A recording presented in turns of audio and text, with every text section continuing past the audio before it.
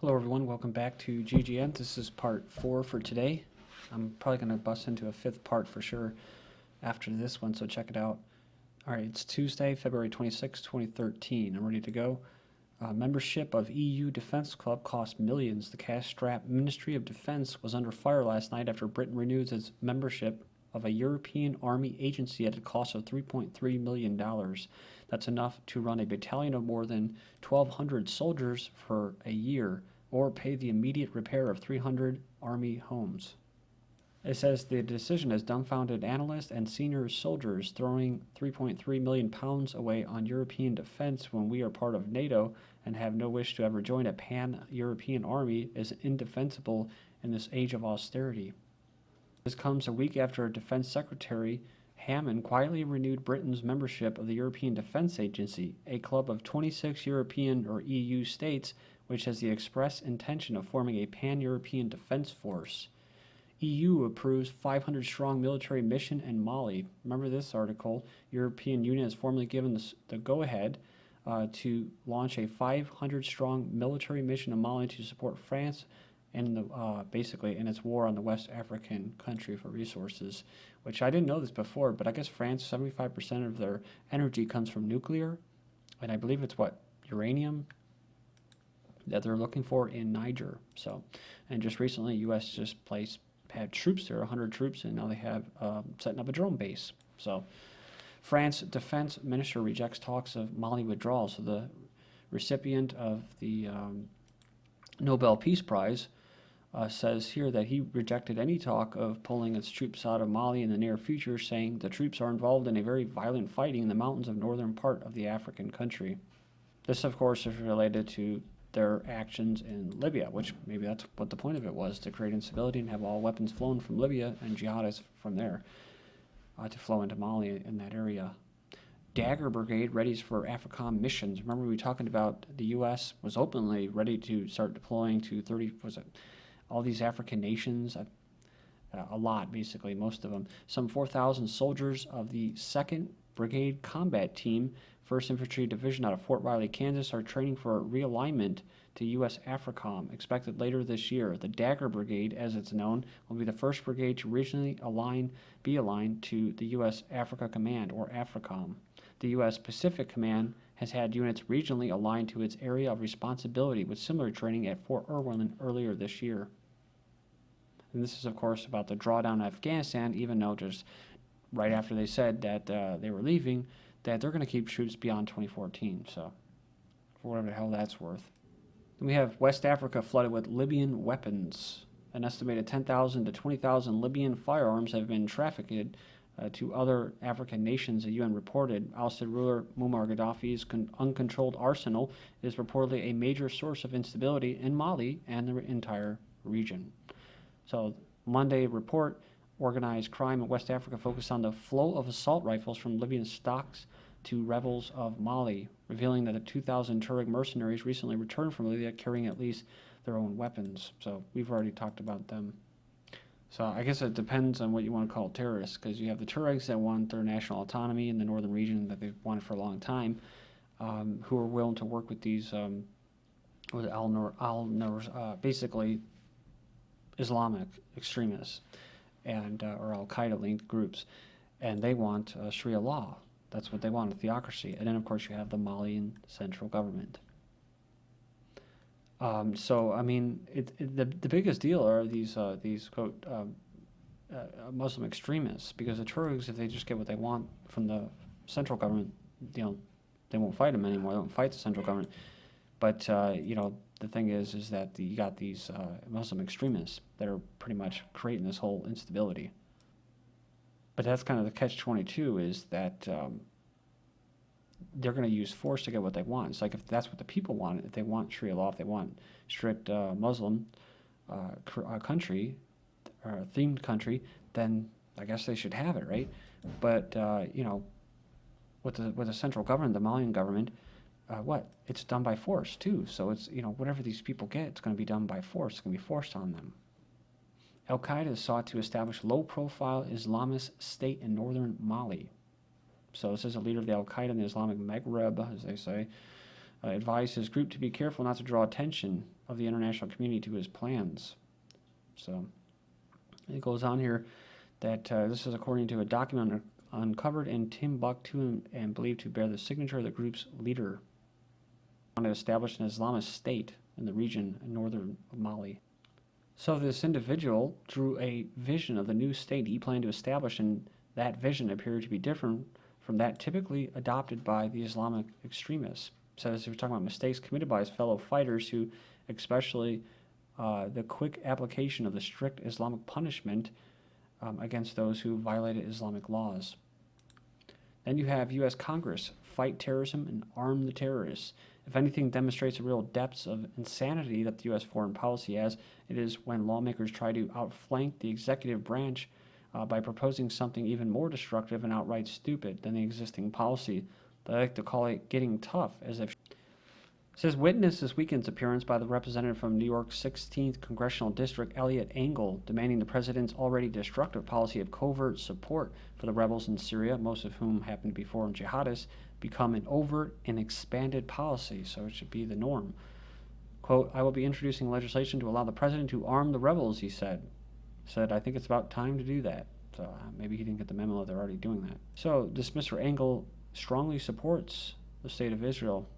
He says that it would result in a gusher of arms flowing to the fastest growing Al-Qaeda front in the world, attracting fighters from across the Islamic world. It says, what will Mr. Engel then propose when the bearded radicals finally overthrow the secular Assad and install Sharia law or Sharia rule in Syria? Does he support Sharia?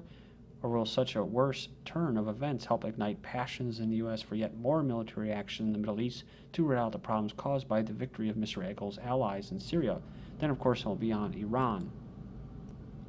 It says, in the meantime, who will be to blame for Mr. Engel's allies' repeated attacks on civilians in neighborhoods that refuse to join the uprising? And is it not also terrorism for the rebels to blow up neighborhoods that refuse to join their uprising, or in any manner of civilian slaughter to be justified by Mr. Engel, as long as the goal of regime change is realized? And then what? Next up, we have Mali. Islamists have power of an army. So in northern Mali, they have destruction power of an army. A top Malian colonel says his weapons seized in Gao since French-led forces retook the city last month were displayed. What we've got here is indicative of an army or groups that have the capacity of an army, said the commander, showing a stockpile of weapons. The Al-Qaeda-linked armed Islamists have occupied the city, the North's largest city, for 9 months before the French and Malian forces retook it on January 26th. So how do they get this army? Mali's Islamic radicals recruiting child soldiers at schools. This is the second article I've seen, but the most recent, February 23rd, says radical Islamic fighters showed up at Muhammad Salih's Quranic school, the school of the Quran, armed with weapons and manning to address his students. So basically went on there and said how to wage a holy war. He wrote in Arabic, how to terrorize the enemy in combat. The lesson plan continued on his little blackboard. Which is interesting because remember this from February 5th, 2013, Obama weighs Bush law banning child soldiers. So I'm not saying, yay, everybody celebrate Bush, but it goes on here and says, here's a headline we'll guarantee you simply won't find the mainstream media. On October 3rd, 2008, George Bush signed into law Child Soldiers Prevention Act of 2008, a law that made it a federal crime to recruit or use soldiers under the age of 15. It also gave the United States authority to prosecute, deport, or deny entry to individuals who have knowingly recruited children as soldiers. Over the weekend, while most Americans were too busy spending time with their children and keeping up on the latest sporting events to worry about executive orders, President Obama removed the teeth from this law, effectively making it void in the nation's most guilty. The result is thousands of children throughout the Middle East and Africa may be drafted into foreign militaries with the full blessings of the United States. Then we have Israel playing dirty game in troubled Africa. It says Israel commentators are making much of the diplomatic opportunity afforded by France's military intervention in Mali. The Zionist state has long been keen to establish a foothold in parts of Africa for strategic as well as economic reasons. The vast continent offers relatively accessible and increasingly fought over sources of energy and water, as well as emerging markets. It says here, while Israel has been able to establish diplomatic relationships with most non-Muslim and African countries, nations such as Mali and Niger have so far refused to formally recognize it. What they're trying to do is they're trying to create a potential rear guard of these black Africans against hostile Arab nations in the north by doing what the Zionists do well, which is pitting people against each other, creating and exploiting anti-Arab feeling. Then you have Pakistan president to visit Iran to sign oil refinery deal. So I guess apparently after like a million times, they're going to actually do this against the U.S.'s wishes or threats. Pakistani president is traveling to Tehran on Wednesday to finalize a major deal for Iran to build an oil refinery in its eastern neighbor. I'm only reporting on this because they're saying that he's actually going to travel there to sign it. So, but it goes on here and it says that according to official sources, Zardari plans to sign an oil refinery deal worth $4 billion with Tehran while also discussing Iran-Pakistan gas pipeline project that will carry Iran's natural gas to its eastern neighbor. We have German Chancellor meets Turkish leaders over EU membership bid. So this is interesting. I don't know if you remember this, but it goes on here and it talks about on Monday Merkel met with Prime Minister Erdogan of Turkey and Abdulgal in the Turkish capital in Ankara on the second and final day of their visit. So basically it said here that the German Chancellor had said she was skeptical about Turkey's membership in the European bloc. Although I am skeptical, I have approved the continuation of the membership discussions, Merkel said, adding that these negotiations have stalled a little recently and I am in favor of opening a new chapter in these talks so that we can advance. So the date of this, of course, is the 25th of February. This is from January 28th, 2013, Turkey. With EU talks stalled, Erdogan suggests Ankara might join SCO. So that's why she's going to give lip service or, to suck up to them, whatever. It's because they want to get into the EU, and they're talking about going to SCO. And they got exactly what they wanted. Turkey, that is. Then we have Iraqi Kurdish president's trip to Russia sparks weapons and oil controversy. It made news as a historic visit to Russia, but Iraqi Kurdish president's first trip to Russia sparked controversy. He was speaking in Moscow. The president has reportedly admired the Kalashnikov rifle and announced that Kurdistan is ready to buy weapons that Russia may offer. But they must get Baghdad's permission to buy the Russian weapons first. The U.S. gives banking green light to Myanmar tycoons. The two banks owned by tycoons associated with Myanmar's former military regime will start to do business with U.S. companies and investors in the latest reward for the Southeast country's rapid political transformation. And really, what does it have anything to do with? It's countering China's influence. That's all it has to do with. So it helps remove uncertainty among U.S. companies over these lingering restrictions on their dealings in Myanmar and is expected to increase domestic reach of the U.S. credit card firms Visa and MasterCard, along with exploring opportunities in the resource-rich nation. So it says here that the inclusion of the formerly blacklisted banks was a surprise given the previous U.S. assurances that they, quote, still had their eye on the worst offenders of the past regime, end quote.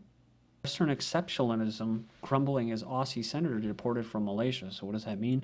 The senator was to meet with Wall Street London funded Faux Democracy Front Barish IMF frontman Anwar Ibrahim. So the Australian reported in its article that Xenophon deported by Malaysia, that Australian Senator Nick Xenophon has been detained and then deported in Malaysia as part of an unofficial parliamentary delegation to review the electoral system. So in reality, this senator was part of a Western effort to assist Malaysia's Wall Street London-backed opposition into power as part of a wider geopolitical strategy to align Southeast Asia against China's emerging regional influence. Despite Barish's best efforts to portray himself as political, it is clearly led for and by Malaysia's U.S.-backed opposition with the IMF's Ibrahim leading the coalition.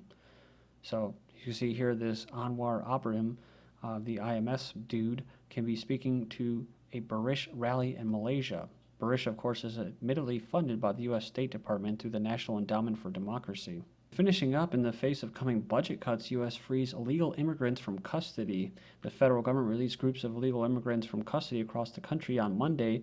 At the same time, the White House was making its case that impending budget cuts would harm efforts to protect border and enforce federal immigration laws. Advocates reported waves of illegal immigrants being released from at least 3 detention centers in Texas, Florida, and Louisiana.